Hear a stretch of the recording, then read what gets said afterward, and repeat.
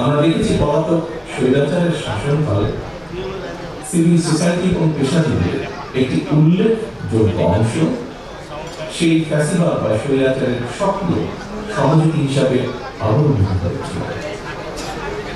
দেশে সে সময় গুম, খুন, অপহরণ, নারী ধর্ষণ, নির্যাতন, দুর্নীতি, টাকা পাচার, এমনকি আইনা ঘরের মতন বড় বন্দিশালার বিরুদ্ধে তাদের একটি বিরাট অংশ প্রতিবাদ করার সাহস পায়নি কিংবা করেনি।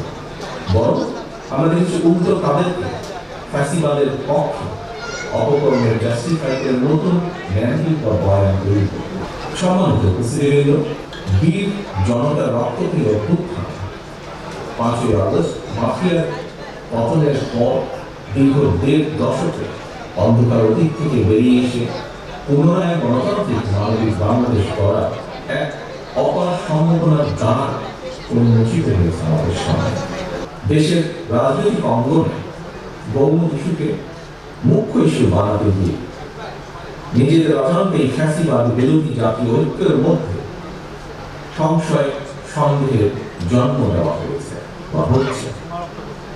আমি অন্তর্বর্তীকালীন সরকারের দৃষ্টি আকর্ষণ করে আবারও বলতে চাই, সরকারের এমন কোনো পদক্ষেপ নেওয়া উচিত হবে না যাতে রাষ্ট্র এবং রাজনীতিতে পলাতক স্বৈরাচারের দোষরা পুনর্বাসিত হওয়ার সুযোগ পায়।